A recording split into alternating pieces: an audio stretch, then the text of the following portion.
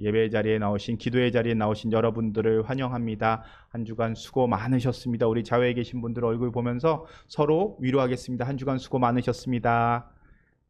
애 많이 쓰셨습니다. 오늘 우리는 에베소서 말씀을 또 묵상합니다. 에베소서 1장에서 앞부분을 저희가 함께 살펴보면서 여러 번 말씀드렸습니다. 3절부터 14절까지는요, 한국어 성경에서는 볼 때는 여러 구절로 나뉘어져 있지만 원어 성경으로 볼 때는 한 문장으로 되어 있다라고 말씀드렸죠. 그래서 한 문장 안에서 쉬지 않고 찬송이 터져 나오고 있습니다. 기억하실 겁니다. 한 문장 안에서 찬송하리로다, 찬송하리로다, 찬송하리로다, 찬송하리로다, 이렇게 찬양이 4번이나 들어 있었습니다. 그리고 마찬가지로요, 오늘 우리가 함께 읽은 말씀 15절부터 23절까지의 말씀도요, 원문으로 보면요, 사실 한 문장으로 되어져 있는 기도입니다. 물론 여기서 우리가 함께 나눌 이야기가 많아서 지난주에 15절과 16절 말씀을 먼저 살펴보았지만 15절부터 23절은 원래 한 문장으로 이어져 있습니다. 그러니까요, 3절부터 14절에서 감사와 찬양이 터져 나와서 쉼없이 하나님을 찬양했던 것처럼 15절부터 23절까지는요, 사도 바울이 에베소 성도들을 위해서, 교회를 위해서 기도하는데 그 기도가 끊어지지 않고 23절까지 이어지고 있는 것입니다. 쉽게 말해서요, 한 호흡으로 이루어진 기도입니다. 이렇게 중보 기도가 한 문장으로 길게 그리고 간절하게 드러나고 있습니다. 앞문장에서 앞에서 찬송이 터져 나온 것처럼 기도가 터져 나왔다는 겁니다. 멈출 수가 없었다는 겁니다. 15절부터 23절까지의 말씀이 이 에베소 교회를 위한 중보 기도입니다. 오늘 제일교회도요, 기도하기 위해서 함께 모였습니다. 교회는요, 결국 기도의 불이 이어져야 합니다. 꺼지지 않아야 합니다. 기도의 향기가 넘쳐나는 곳이 교회입니다. 출애굽기 말씀을 보면요, 출애굽기 37장부터 39장까지요, 하나님께서 성막을 만들고 그 가운데서 여러 가지 물품을 만들라라는 지시가 담겨져 있습니다. 특별히 37장에서는요, 성막 가운데 가장 거룩하다고 하는 것들, 그러니까 언약궤, 속죄소, 그리고 진설병 떡을 넣는 상, 촛대, 그리고 분향단에 대한 이야기가 나옵니다. 모세가요, 하나님께서 말씀해 주신 그대로 성막을 짓게 됩니다. 성막 안에는요, 성소와 지성소가 나뉘어져 있습니다. 성소는요, 쉽게 말해서 제사 드리는 곳입니다. 그리고 지성소는요, 쉽게 말해서 여호와 하나님께서 거하시는 곳입니다. 그런데요, 성소와 지성소가요, 휘장으로 가려져 있습니다. 지성소는요, 대제사장만 1년에 딱 한 번 들어갈 수 있었습니다. 그런데 반면에 성소는 대제사장들 뿐만 아니라 제사장은 어느 때나 들어갈 수 있었습니다. 앞에서 말씀드렸듯이 이 성소와 지성소를 가르고 있는 천막이 있습니다. 그것이 우리가 잘 알고 있는 휘장이죠. 자, 이 휘장 바로 앞에요, 이 성소와 가장 가까운 위치에 놓여져 있는 성소의 기구가 있습니다. 그것이 분향단입니다. 자, 분향단은요, 말 그대로 향을 피우는 단입니다. 아침 저녁으로 촛대의 불을 점검할 때 함께 향을 사르라라고 명령하십니다. 아론의 자손들, 그러니까 제사장들이요, 향을 올려드려야 합니다. 그런데 이 분향단을 요한계시록에서는 조금 특별하게 표현합니다. 우리 항상 하는 대로, 자, 손가락을 지금 에베소서 말씀에 끼고 우리 계시록 8장 3절부터 4절까지의 말씀을 함께 찾겠습니다. 함께 찾아서 읽을게요. 계시록이 제일 마지막에 있지요. 계시록 8장 3절과 4절 말씀입니다.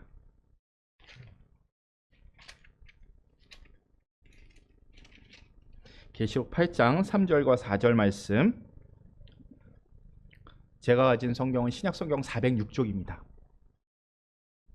계시록 8장 3절 4절입니다. 찾으셨나요? 저랑 한 목소리로 읽겠습니다. 제단 곁에 서서 금 향로를 가지고 많은 향을 받았으니 이는 모든 성도의 기도와 합하여 보좌 앞 금제단에 드리고자 함이라. 향연이 성도의 기도와 함께 천사의 손으로부터 하나님 앞으로 올라가는지라. 아멘. 자, 분향단을 요한계시록에서 뭐라고 이야기합니까? 성도들의 기도라고 이야기합니다. 천사가 와서요, 제단 곁에서 분향단에 서서 향을 받아서 올라간다고 합니다. 하나님 앞에 올려드린다는 이야기입니다. 그런데 그 향이 뭐라고요? 모든 성도들의 기도입니다. 그리고 그 향연이 성도의 기도와 함께 천사의 손으로부터 하나님 앞으로 올라간다라고 설명합니다. 제가 어렸을 때요, 제가 초등학교도 들어가기 전에, 저희 때는 국민학교였죠. 국민학교도 들어가기 전에 저희 어머니가 저와 동생에게 기도를 가르치십니다. 저희 어머니 말씀으로는요, 우리 옆에는 항상 천사가 금쟁반을 들고 있다라고 이야기해 주셨습니다. 그리고 우리가 잠이 들면 그 쟁반을 가지고 하나님께로 올라간다라고 설명해 주셨습니다. 그런데 그 금쟁반에는요, 천사가 담아서 올라가는 것이 무엇이냐? 기도다라고 이야기합니다. 그래서 쟁반에 기도가 많이 담겨 있으면은 천사가 웃으면서 하나님 앞으로 올라가고, 우리가 기도를 하지 않으면은 빈 쟁반으로 천사가 울면서 하늘로 올라간다라고 이야기를 해주셨습니다. 물론 저희 어머니가 아이들 눈높이에 맞춰서 상상력을 더한 이야기겠죠. 그런데 이 이야기가 어디에서 시작됐나 궁금했는데, 나중에 제가 자라서 이 계시록 말씀을 읽으면서 이 8장 3절과 4절 이 말씀이 어머니가 들려주신 이야기의 출발점이었겠구나라는 생각이 들었습니다. 자, 돌아와서요, 지성소에는요, 말씀드린 대로 아무나 들어가지 못합니다. 대제사장만 1년에 한 번 올라갈 수 있을 뿐입니다. 그러나 하나님께서 지성소와 가장 가까운 휘장 바로 앞에 놓인 이 분향단을 놓으라고 말씀하십니다. 그게 무슨 뜻이냐면요, 이 아름다운 향기를 통해서, 그리고 그 향기가 뭐라고 이야기합니까? 계시록에서 성도들의 기도를 통해서 내가 너희와 만나겠다라고 말씀하시는 겁니다.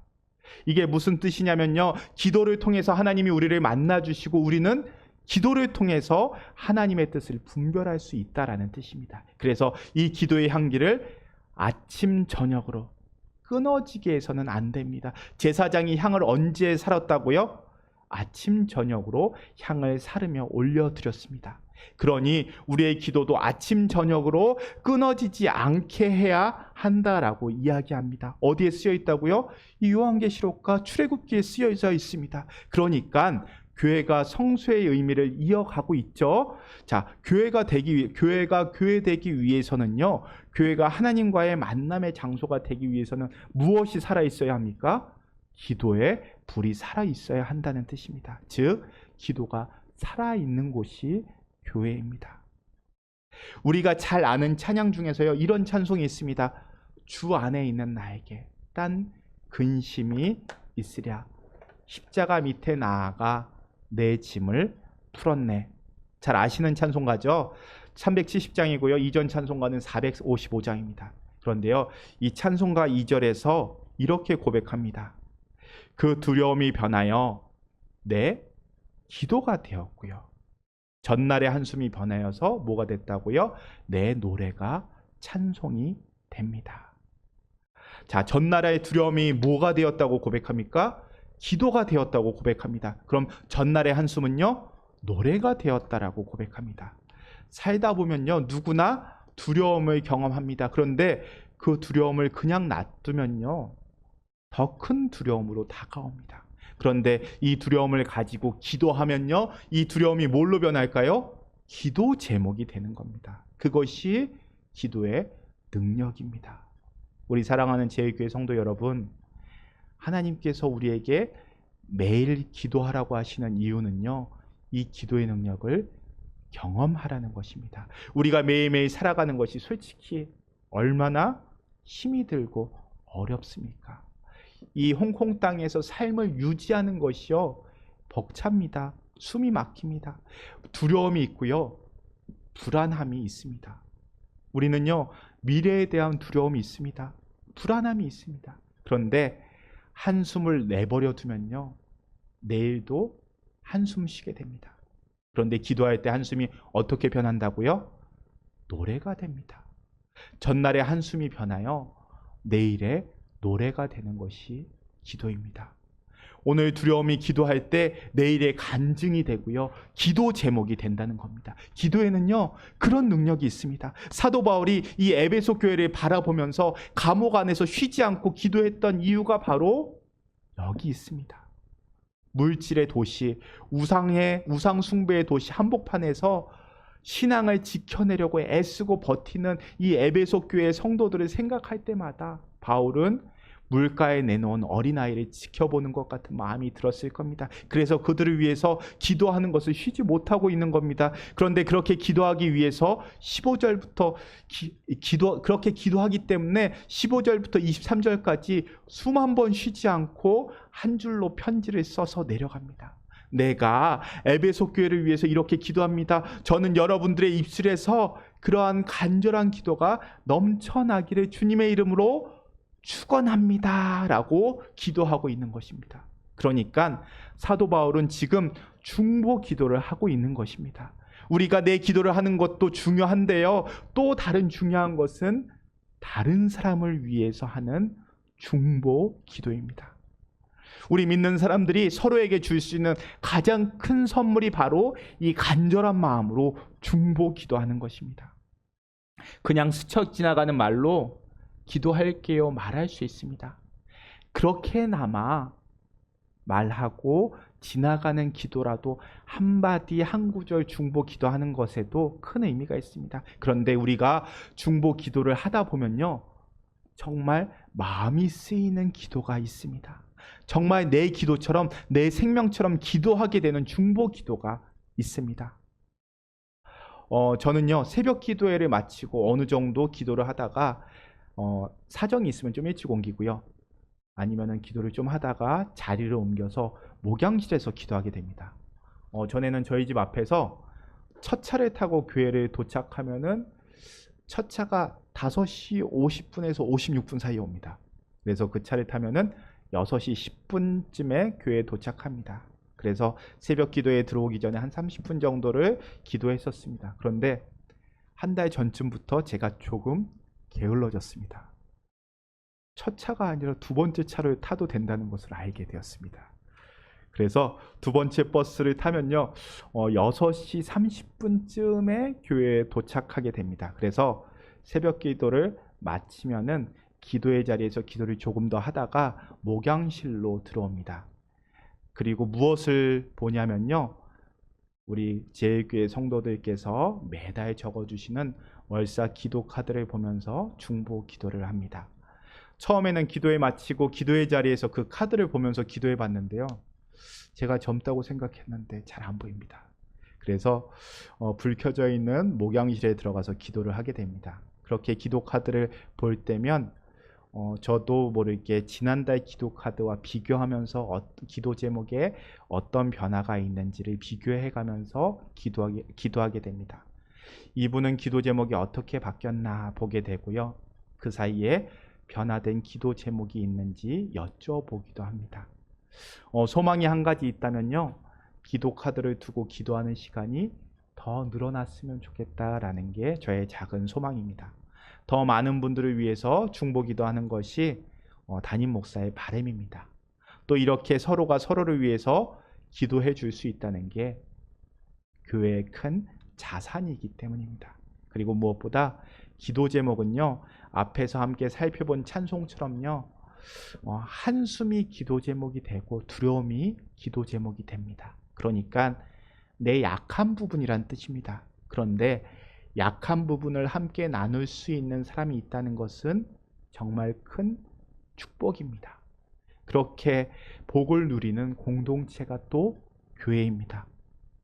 출애굽기 32장을 보면요, 모세의 중보 기도가 나옵니다. 모세가 하나님께 부름을 받아서 시내 산에 올라갑니다. 십계명을 받으러 올라가는 겁니다. 그런데 모세가 그렇게 산에 머무는 동안에 이스라엘 백성들이 밑에서 무슨 일을 벌입니까?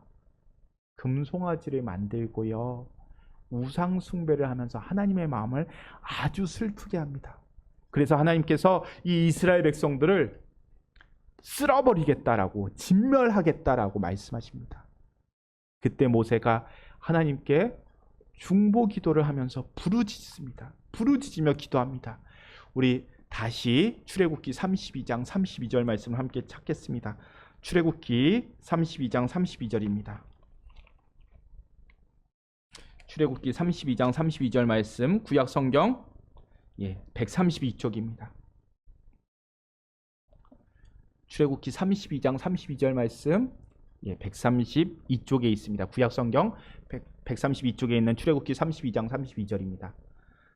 찾으셨죠? 저랑 한 목소리로 읽겠습니다.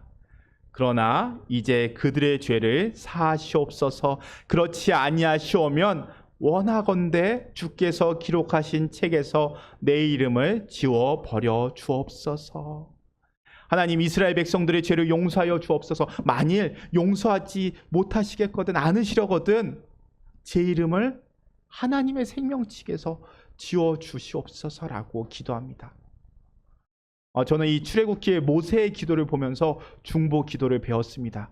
중보 기도를 배웠다는 것은요, 하나님께 반항하고 협박하라고 말씀드리는 게 아닙니다. 모세가 어떤 마음으로 이 기도를 드렸겠습니까? 모세를 통해서 배울 것은요, 중보 기도는 들어주셔도 그만, 안 들어주셔도 그만 하는 마음으로 기도를 하는 것이 아니구나.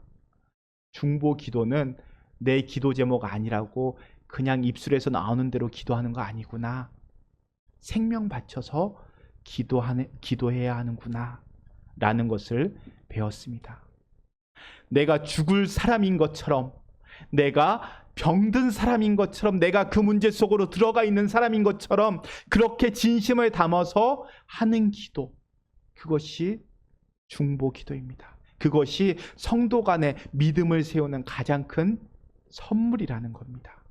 여러분, 교회 공동체가 서로를 위해서 중보하는 사람들이 모인 그런 공동체가, 중보 기도하는 공동체가 건강한 공동체입니다. 교회 안에서 맡으시고 섬기시는 일도 중요하지만요, 교회가 교회되기 위해서는요, 기도하는 일에 앞장서야 합니다. 구역이 모이면 이야기 나누는 거 중요합니다. 식사 나누는 거, 교제하는 거 정말 중요하지만 가장 먼저 해야 되는 거는요, 기도하는 일에 앞장서는 것입니다. 예배 끝나고 교인들과 커피 나누고 이야기 나누시면서 한 사람이 기도 제목 내놓고 아픈 이야기하면 내가 기도할게, 이렇게 거기에서 끝내지 마시고요, 그 자리에서 기도해 주시기를 부탁드립니다.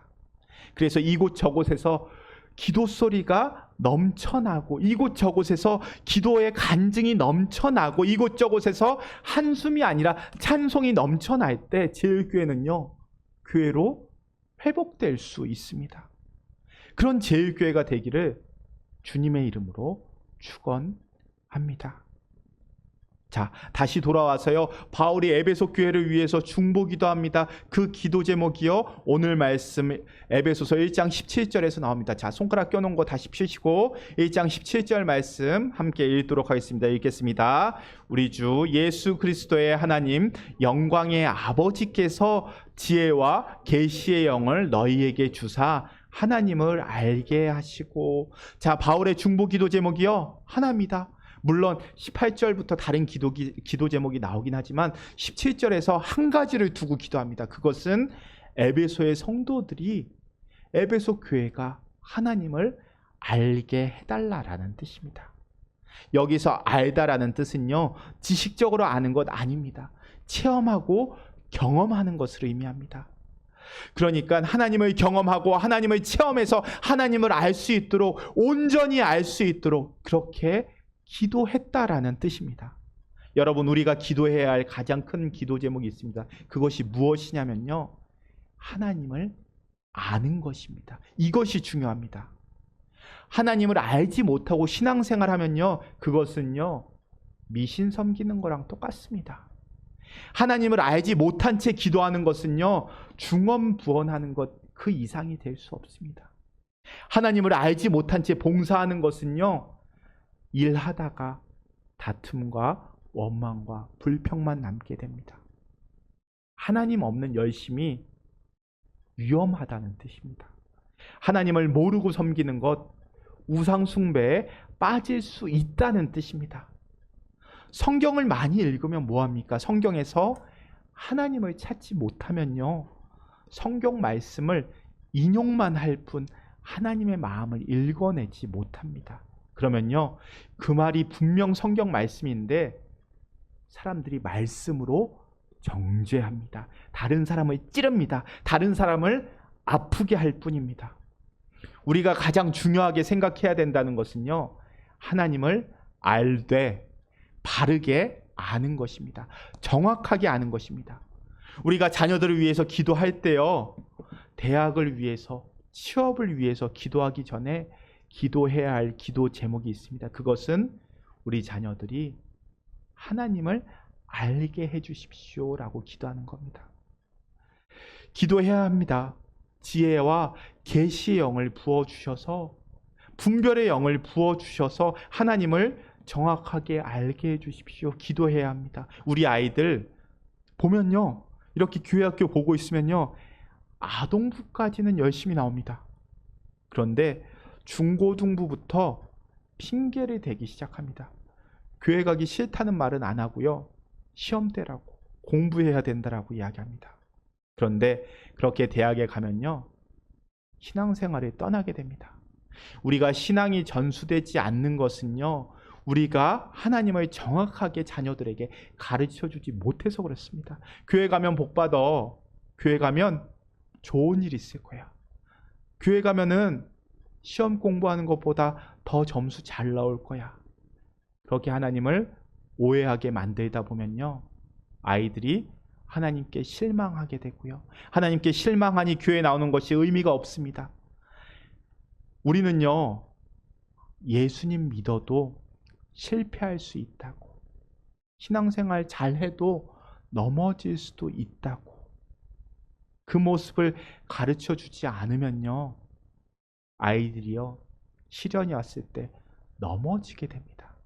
하나님을 한쪽으로만 알게 되면요, 하나님은 힘들 때 나와 함께 하지 않는다고 단정하게 되고요, 그렇게 아이들이 실망하고 그 실망이 쌓여서 하나님을 떠나게 됩니다. 하나님은요, 고난을 통해서도 임재하시고요, 고난을 통해서도 우리에게 말씀하시는 바가 있으신데, 그런 하나님에 대해서 정확하게 알려주지 못하고, 그래서 아이들이 알지 못하게 되면요, 신앙을 포기하게 됩니다. 그래서요, 하나님을 알되 정확하게 아는 것이 중요합니다.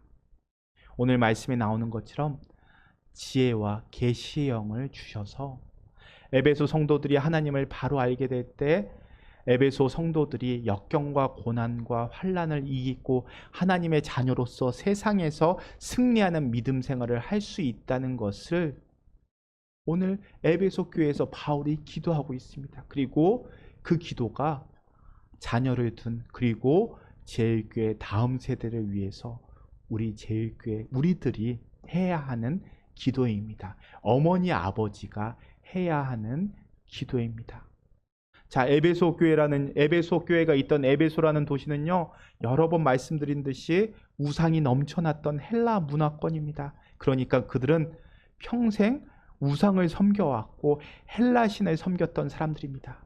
그런데 거기에 그 마음속에 믿음이 들어갔습니다. 하나님을 아는데 기존에 알아왔던, 기존에 행해왔던 헬라 신에 대한 이해를 전제로 하게 됩니다. 내가 섬겼던 그 신에서 이름만 하나님으로 바뀌어서 믿게 됩니다. 그러니까 하나님은 알겠는데 기존의 다른 신을 섬기던, 우상을 섬겼던 방식으로 섬기게 됩니다. 그렇게 혼합 종교가 탄생하게 되는 겁니다. 지금 바울이 이야기하는 것이 그겁니다. 지금 너희들이 헬라 신을 섬기는 잘못된 관습 속에 있는데, 그러한 습성이 너희 속에 배어 있는데 하나님께서 너희들에게 지혜와 계시의 영을 주셔서 하나님을 알 때 정확하게 알게 하여 주시고, 하나님을 믿되 바르게 믿게 하여 주옵소서라는 기도가 오늘 우리가 읽고 있는 에베소서 1장 15절부터 23절까지의 기도입니다. 바울이 그렇게 기도하고 있습니다. 중보 기도하고 있습니다. 그리고 이 기도가 우리 제일교회 기도가 되기를 원합니다. 사랑하는 성도 여러분, 우리가요 먼저 하나님을 알되 정확히 알기를 구해야 합니다. 어떻게 해요? 사실 왕도가 없습니다. 계속해서 노력하는 방법밖에 없습니다. 말씀 보고요, 기도해야 합니다. 기도 재밌습니다. 기도하면요, 기도의 단계가 있어서 또 부르짖는 기도를 하다 보면요, 재밌습니다. 그래서요, 이 집회 저 집회 다니는 분들도 많습니다. 이 교회에서 집회한다 그러면은, 부흥회한다 그러면은 가서 함께 기도하고요, 저기에서 기도회 한다 그러면은 가서 기도회 합니다. 그런데요, 그렇게 기도만 하다 보면요, 분명히 우리의 영적 용량이 커지는데요, 그 커진 영적 용량을 말씀으로 채우지 않으면요, 다시 그 영적 용량이 쪼그라듭니다. 그래서요, 말씀으로 채우지 않으면은 계속 기도에만 따라다니게 됩니다. 기도에서 경험하는 그 성령님의 능력이 재밌거든요. 그런데 말씀 보는 게 지루하다고, 재미가 없다고 말씀을 채워넣는 것을 게을리하게 되면요, 기도만 따라가게 되면요, 결국 우리의 영적 용량이 쪼그라듭니다. 반대로요, 기도 그거는 못 배운 사람들만 하는 거 아닙니까? 누가 무식하게 소리 지르면서 기도합니까? 저는요, 공부 잘했습니다. 학구파입니다. 성경 공부만 하면요, 성령님께서 깨우쳐 주시는 그 지혜의 영을 경험하기가 어렵습니다. 그래서요, 기도와 말씀 보는 게 같이 가야 합니다. 말씀 보면서요, 지혜의 영을 우리에게 달라고 사모하면서 계속해서 간구해야 되고요, 기도하면서 주님, 제가 경험한 이 성령님을 알게 해달라고 말씀으로 계속 채워 넣어야 합니다. 그래서 우리에게요, 왕도가 없습니다. 기도하고 말씀 보고요, 말씀 보고 기도해야 합니다. 한 가지 놓치면요, 성장 못합니다. 그러니 우리가 마음을 다해서 말씀을 읽고 기도할 수 있기를 바랍니다. 하나님 없는 신앙생활처럼 위험한 거 없다고 말씀드렸죠? 하나님을 믿되 바로 믿고 지혜와 계시의 영이 우리 가운데 거하기를 기도하면서 나아가실 수 있는 저와 여러분들, 우리 제일교회가 될 수 있기를 축원합니다. 하나님을 온전히 경험하면서요, 체험하면서 알아가실 수 있기를 주님의 이름으로 축원합니다. 자, 오늘의 말씀의 바울처럼 서로가 서로를 위해서 마음을 다해서 중보기도 하고, 그렇게 서로에게 성령님께서 임하셔서 하나님을 바르게 알 수 있도록 기도하는 기도의 자리로 나아갈 수 있기를 바랍니다. 우리 함께 들으신 말씀 붙잡고 기도의 자리로 나아가도록 하겠습니다.